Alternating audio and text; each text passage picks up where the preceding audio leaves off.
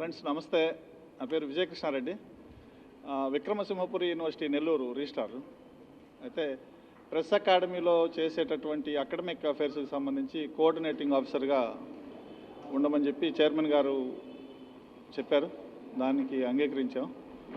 And government కార్యక్రమం కాబట్టి అందులో ఇన్వాల్వ్ కావాలని అనుకుంటున్నాం.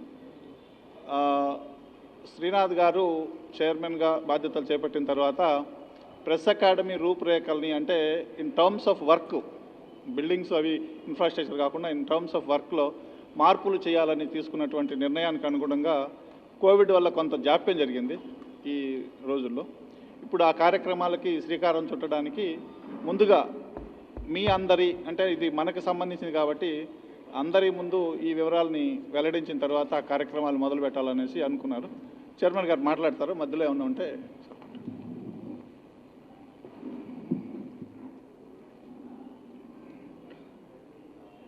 జర్నలిస్ట్ మిత్రులందరికీ స్వాగతం.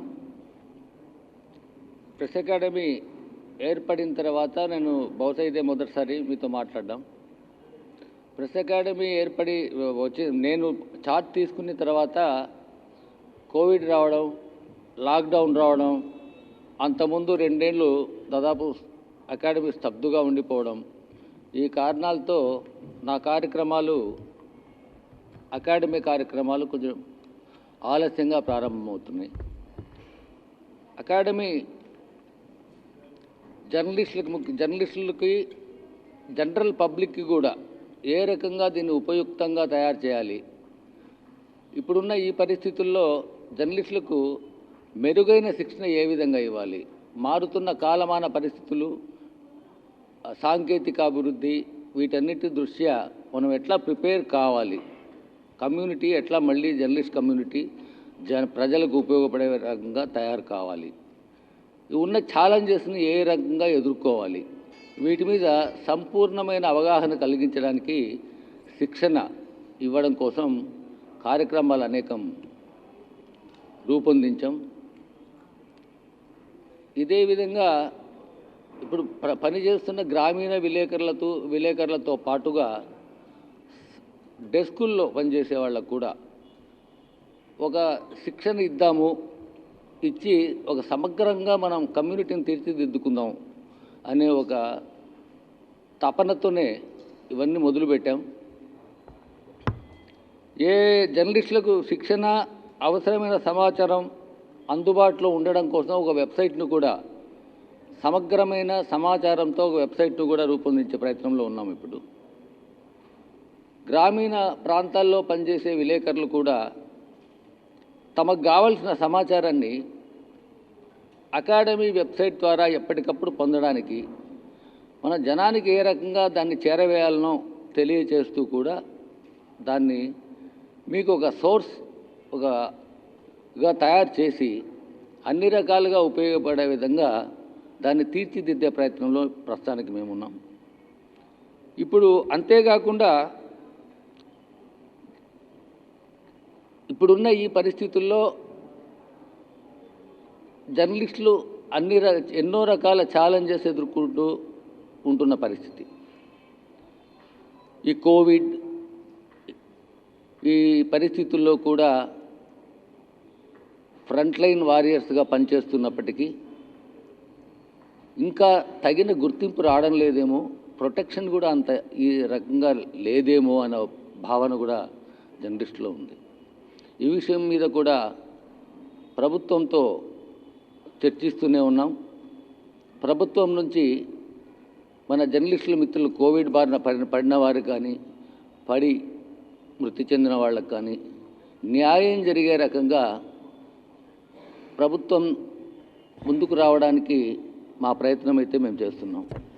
దాంట్లో నేను సక్సీడ్ అవుతాననే నాకుంది.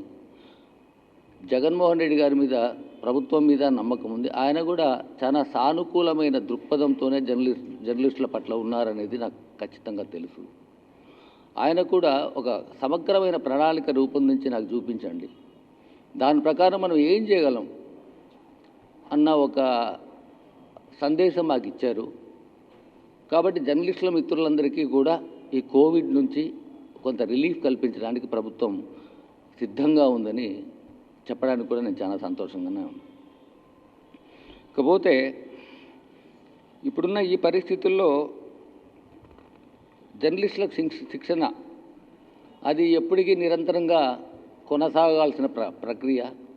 దాంతోపాటు సమగ్రమైన సమాచారం ఒక చోట నుంచి లభించడం లేదేమో, రకరకాల సోర్సెస్ ద్వారా వెతుక్కోవడం, సమాచారాన్ని సేకరించుకోవడానికి కష్టపడాల్సిన పరిస్థితి రావడం, ఇవన్నీ కూడా జరుగుతున్నాయి. అందుకని అన్ని డిపార్ట్మెంట్స్కు సంబంధించిన సమాచారాన్ని, వెల్ఫేర్ స్కీమ్స్ కానీ, డెవలప్మెంటల్ స్కీమ్స్ కానీ, ఇవన్నీ కూడా ఒక చోటికి చేర్చి మీకు ఎప్పుడేం కావాలన్నా వెబ్సైట్ లేకపోతే రెడీమేడ్గా సమాచారం అందించడం, తర్వాత ఆయా ప్రాంతాల పరిస్థితులకు అనుగుణంగా అక్కడున్న పరిస్థితులను వాటికి ఏ రకంగా సొల్యూషన్స్ మనం చూపించగలమో కూడా కొంత మిమ్మల్ని గైడ్ చేసే ప్రయత్నం కూడా అకాడమీ చేస్తుంది. దాన్ని కూడా సద్వినియోగం చేసుకోగలరని నేను అనుకుంటున్నా. ఇకపోతే శిక్షణ నేనైతే ప్రతి జిల్లా తిరిగి ప్రతి జిల్లాలో అందరినీ ఒక చోట సమీకరించి ట్రైనింగ్ క్లాసెస్కి ఇప్పించి చేద్దాము అని అనుకున్నాం. కాకపోతే ఇప్పటిన్న పరిస్థితుల్లో ప్రతి జిల్లాకు వెళ్ళి ఫిజికల్గా మీటింగులు పెట్టడానికి ఆస్కారం లేదు కాబట్టి ఆన్లైన్లో క్లాసెస్ నిర్వహిద్దాము అనే ఒక నిర్ణయానికి వచ్చాం. దీంట్లోనే భాగంగా మొదట వైజాగ్ నుంచి మొదలు పెడుతున్నాం. విశాఖపట్నం నుంచి 26వ తేదీ నుంచి మొదలు పెడుతున్నాం. మొదలుపెట్టిన తర్వాత రోజుకు 3 గంటల పాటు శిక్షణ ఉంటుంది. అన్ని రకాల అంటే వార్తా సేకరణకు, వార్తల్ని మనం నిక్కచ్చిగా నిష్పాక్షికంగా ప్రజలకు ఉపయోగపడే రకంలో దాన్ని ఎట్లా మలిచి జనంలోకి తీసుకుపోవాలనో కూడా ఆ విషయాల మీద కూడా నిష్ణాతులు, నిపుణులు, అనుభవజ్ఞులు అయిన జర్నలిస్టులతో పాఠాలు చెప్పించే ప్రయత్నం చేస్తున్నాం. ఒక వార్తా సేకరణలోనే కాకుండా మీకు తెలుసు ఎలక్ట్రానిక్ మీడియా విషయంలో కూడా వారికి కూడా ఏ రకంగా మనం శిక్షణ ఇవ్వగలం, వాళ్ళను కూడా సంపూర్ణమైన జర్నలిస్టులుగా ఎట్లా తీర్చిదిద్దగలం అనే దాంట్లో కూడా ఆలోచన చేస్తున్నాం. గ్రామీణ జర్నలిస్టులను దృష్టిలో ఉంచుకొని శిక్షణకు మనం శ్రీకారం చుట్టినప్పటికీ డెస్కుల్లో పనిచేసే వాళ్ళకి ఈజీగా ఉండేట్టుగా ఎడిటింగ్ లాంటి అంశాల మీద కూడా వారికి ట్రైనింగ్ ఇచ్చే ప్రయత్నం మేము చేస్తాం. అట్లా ఏ రోజుల్లో ఏ జిల్లాలలో తరగతులు జరుగుతాయో కూడా ఒక వారం ముందు ఆ షెడ్యూల్ విడుదల చేయడం జరుగుతుంది. ఈ 2-3 దశాబ్దాలు అనుభవము ఉన్నవాళ్ళు, మీకు హత్తుకునే రకంగా మీకు అనేక విషయాలు తెలియజేసే విధంగా మాట్లాడగలిగే వాళ్ళని సెలెక్ట్ చేసాం, స్పీకర్స్ని. వాళ్ళు ఆ క్లాసెస్ అయిపోయిన తర్వాత అందులో పాల్గొనే జర్నలిస్టులు వారి అనుమానాలను అక్కడే వ్యక్తం చేయొచ్చు. డౌట్స్ ఏమన్నా ఉంటే కూడా వాళ్ళని అడగచ్చు. వాళ్ళ నుంచి వాళ్ళు సమాధానాలు కూడా ఇస్తారు మీకు. ఇవన్నీ ఈ ట్రైనింగ్ క్లాసెస్కు సంబంధించిన మొత్తం దీన్ని వీడియోలు, ఆడియోలు వీటన్నిటిని కూడా మన వెబ్సైట్లో మనం చేర్చడం జరుగుతుంది. మిగిలిన జిల్లాల వాళ్ళు కూడా వాటిని ఫాలో కావచ్చు, వాటిని ఉపయోగించుకోవచ్చు. ఈ రకంగా ఈ ప్రెస్ అకాడమీని పూర్తిగా మీ సంస్థగా మీరు భావించి మీకోసం ఉన్న సంస్థగా, మీకోసం పనిచేసే సంస్థగా మీరందరూ అనుకోవాలని, అదే రకంగా మేము కూడా ప్రయత్నం చేస్తామని నేను గట్టిగా చెప్పగలుగుతాను. జర్నలిస్టుల సంక్షేమాన్ని కూడా ప్రెస్ అకాడమీ విస్మరించదు. మీ వైపు నుంచి మేము పనిచేసేవారిగానే జర్నలిస్టుల వైపు నుంచే జర్నలిస్టుల కోసం పనిచేసేవారుగానే ఈ సంస్థను మీరు పరిగణించండి. ఎక్కడ ఈ రాష్ట్రంలో ఎక్కడ ఏ సమస్యలు ఉన్నా మీకు నా దృష్టికి మీరు ఎప్పుడైనా తీసుకురావచ్చు. దాన్ని ప్రభుత్వం దృష్టికి తీసుకెళ్లడం, లేక సంబంధిత అధికారులతో మాట్లాడడం, దాన్ని పరిష్కరించే విధంగా కూడా నేను ప్రయత్నం చేస్తానని చెప్పి మీకు హామీ ఇస్తున్నా. అంతేకాకుండా ఇప్పుడు జర్నలిజం కోర్సులు చాలా యూనివర్సిటీల్లో ఉన్నాయి. అక్కడ జర్నలిజం కోర్సులు చదువుకుంటూ ఇక వృత్తిలోకి రావడానికి రెడీగా ఉన్న స్టూడెంట్స్ అంతా కూడా ఉన్నారు. వాళ్ళను కూడా సమాయత్తం చేద్దాము అనే దీంతోనే అన్ని యూనివర్సిటీస్తో కూడా మనం అవగాహన ఒప్పందాలు కుదుర్చుకోవాలనుకుంటున్నాం. దాంట్లోనే మొదటగా నేను నెల్లూరు విక్రమసింహపురి యూనివర్సిటీని ఇందులోకి తీసుకొచ్చాం. మొదటి నుంచి జర్నలిజం వృత్తిలో ఉండి అకాడమీలో కూడా అకాడమిక్ విషయాల్లో కూడా రాణించి జర్నలిస్టులు అంటే ప్రత్యేకమైన అభిమానము, ఇష్టము, ఈ వృత్తి మీద ఒక గౌరవము ఉన్న డాక్టర్ ఎల్వి కృష్ణారెడ్డి గారిని దీంట్లోకి తీసుకొచ్చాం. ఆయనను మనం కూడా మనందరి తోటి జర్నలిస్టుగా భావించవచ్చు. మనందరం కూడా ఈ జర్నలిజం కూడా ఒక స్థాయికి వెళ్ళాలి. జర్నలిస్టులందరూ కూడా దీన్ని ఒక ప్యాషన్గా తీసుకొని ఇందులో నిష్ణాతులు కావాలి అనే ఒక తపన ఉన్న వ్యక్తి. అందుకనే ఆయన్ను ప్రత్యేకంగా సెలెక్ట్ చేసుకొని ఇందులో చేశారు. ఆయన సెమినార్లు, వెబినార్లు ఇవన్నీ కూడా అన్ని యూనివర్సిటీల నుంచి కూడా ఆయన వాళ్ళతో సంప్రదించి చేస్తారు. ఇవన్నీ కూడా మన వెబ్సైట్లో ఉంటాయి. ఈ మా మొత్తం కార్యక్రమాలను మీరు చూడాలని, వినాలని అందరూ కూడా ఈ ట్రైనింగ్ క్లాసెస్కి జర్నలిస్టులందరూ కూడా తమకు సంబంధించిన క్లాసులుగా భావించి తమకు ఉపయోగపడే కార్యక్రమంగా దీన్ని పరిగణించి ఇందులో యాక్టివ్గా పార్టిసిపేట్ చేయాలని చెప్పి మిమ్మల్ని అందరినీ నేను కోరుకుంటున్నాను. తర్వాత మీకు ఎప్పటికీ నేను అందుబాటులో ఉన్నానని ముందే చెప్పాను కదా. నన్ను సంప్రదించడానికి ఎవరూ సంకోచించాల్సిన పని లేదు. నేను ప్రభుత్వానికి సంబంధించిన వ్యక్తిగా కూడా మీరు నన్ను భావించద్దు. మీలో ఒక వ్యక్తిగా 40 ఏళ్ళు ఈ వృత్తిలో ఉన్న వ్యక్తిగా నా జీవితంలో 3/4 భాగం ఇందులోనే జరిగిపోయింది. నేను అనేక సంస్థల్లో పనిచేసి ఇందులో వచ్చిన వాడిని. కాబట్టి నన్ను మీలో ఒకడిగా పరిగణించి ఏ సమస్యలైనా మీరు నా దృష్టికి తీసుకొస్తే నేను పరిష్కరించేదానికి చిత్తశుద్ధితో మీకోసం నేను కష్టపడతానని చెప్పి కూడా మీకు నేను మాటిస్తున్నాను. ఏదైనా మనకు ఏ సమస్య ఎన్ని ఉన్నా మీ వైపు నుంచి ప్రభుత్వంతో సంప్రదించి ప్రభుత్వాన్ని ఒప్పించడానికి కూడా మా వైపు నుంచి నా ప్రయత్నం అయితే ఉంటుందని చెప్పి మీకు చెప్తున్నాను.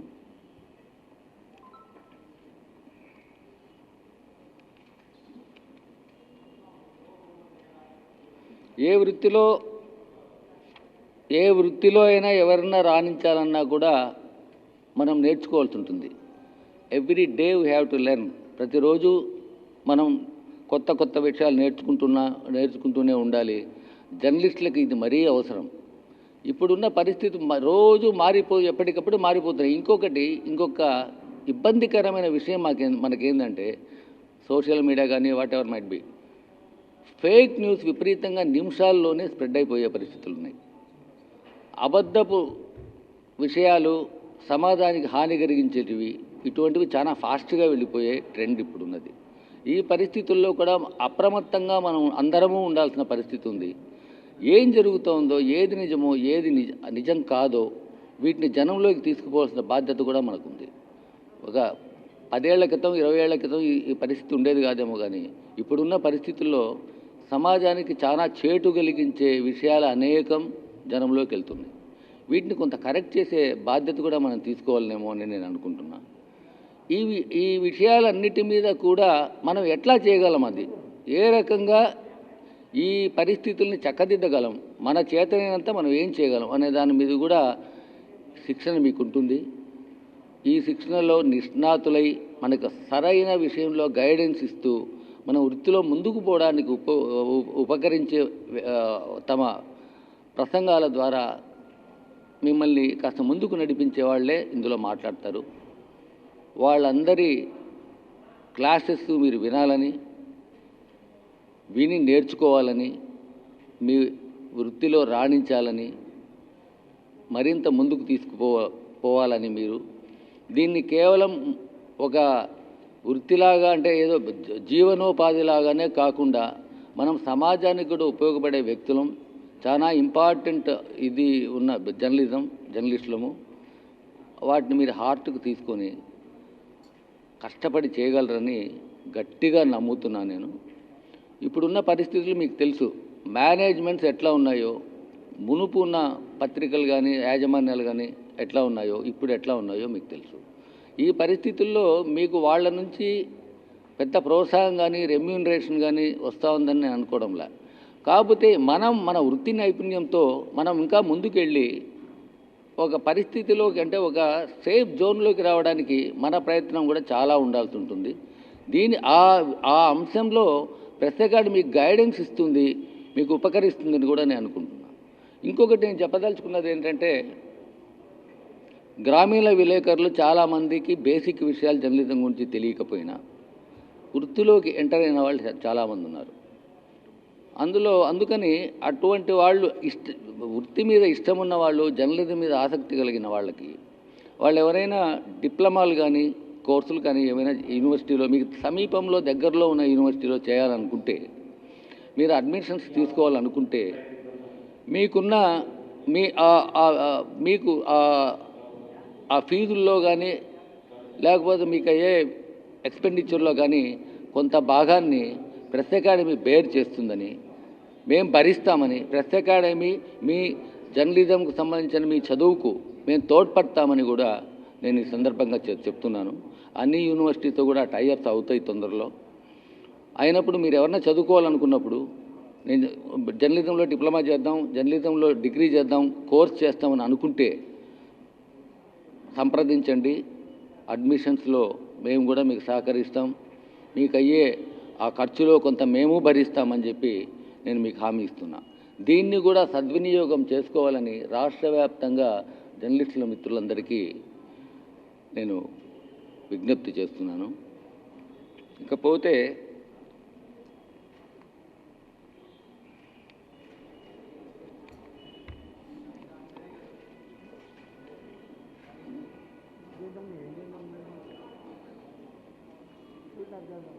మనకు రోజు ఎన్నో రకాల ఇబ్బందులు ఎదుర్కొంటూ వార్తా సేకరణలలో, వార్తలు ప్రచురించుకోవడంలోనూ, వీటిల్లోనూ వేయించుకోవడంలోనూ ఎన్నో సమస్యలు ఎదుర్కొంటుంటాము.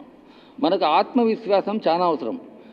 జర్నలిస్టుల్లో ఆత్మవిశ్వాసాన్ని పెంపొందించడానికి అకాడమీ కృషి చేస్తుందని, మీ వెంట మేము ఉంటామని, మీ వెంట అకాడమీ ఉంటుందని, అకాడమీ మీదేనని ఒక అభిప్రాయాన్ని మీరు ఏర్పరచుకోండి. అకాడమీ మీది, మేమంతా అకాడమీ మీకోసమే పనిచేస్తుంది, మీకోసమే ఉంటుంది. కాబట్టి మీ ఏ రకమైన ఇబ్బందులున్నా నాకు తెలియజేయడానికి మీరు ఏ రకమైన సంకోచం పెట్టుకోవాల్సిన అవసరం లేదు.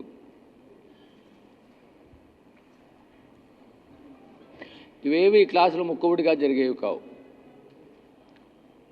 దీనికోసం వెనక చాలా కృషి చేసాం, చాలా కష్టపడుతున్నాం. అందుకని మా శ్రమ వృధా పోకూడదు, మీరందరూ దీన్ని సద్వినియోగం చేసుకోవాలని చెప్పి పదే పదే మిమ్మల్ని కోరుకుంటూ, మీరేమైనా అడగదలుచుకుంటే అడగచ్చు. నమస్తే.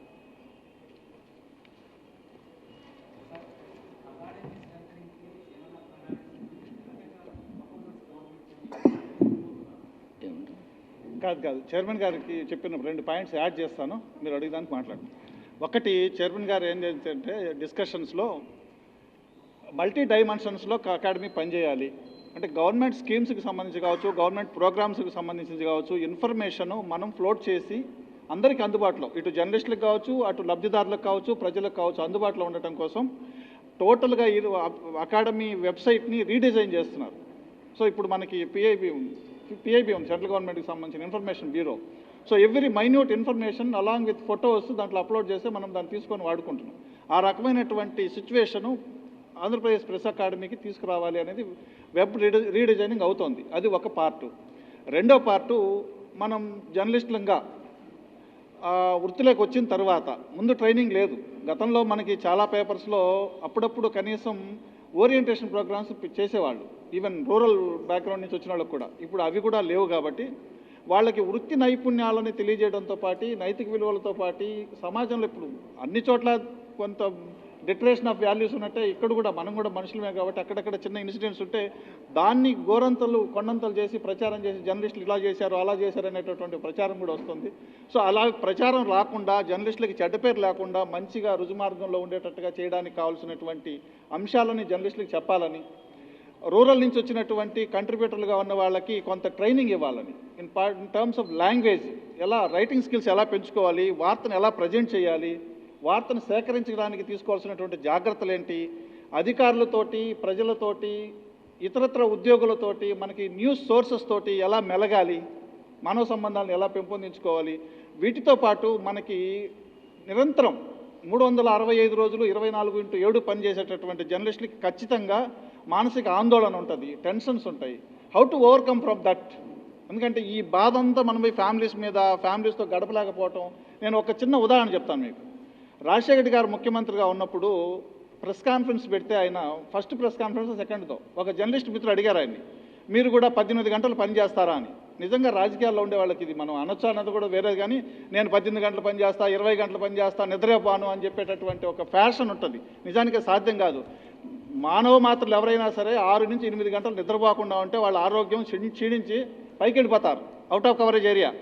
సో ఆయన దానికి చాలా శుభ్రంగా నిజాయితీగా ఒక మాట చెప్పారు, నేను 18 గంటలు పని చేయలేను, ఎందుకనంటే నేను 6-7 గంటలు నిద్రపోవాలి. రోజు రాత్రి భోజనం కుటుంబ సభ్యులతో కలిసి బాధలు కానీ సంతోషం కానీ కుటుంబ సభ్యులతో పంచుకోకపోతే మన అనారోగ్యంగా పాలవుతాం, కాబట్టి దానికి ఇంత టైం పడుతుంది, కాబట్టి సాధ్యం కాదు, పని చేయగలిగిన రోజులే పని చేస్తాను అని. సో మనం కూడా మొత్తం తిరిగి వార్తలు సేకరించి టెన్షన్స్, రకరకాల ఫోన్లు, బెదిరింపులు, వీటన్నిటి నుంచి ఓవర్కమ్ కావాలంటే అది కూడా ఉండాలి. సో ఆ రకంగా how to overcome from the mental tensions అనే అంశాలను కూడా ట్రైనింగ్లో పెట్టాలి అనేది చైర్మన్ గారి ఉద్దేశం. ఇది ఇంకో పార్ట్ ట్రైనింగ్.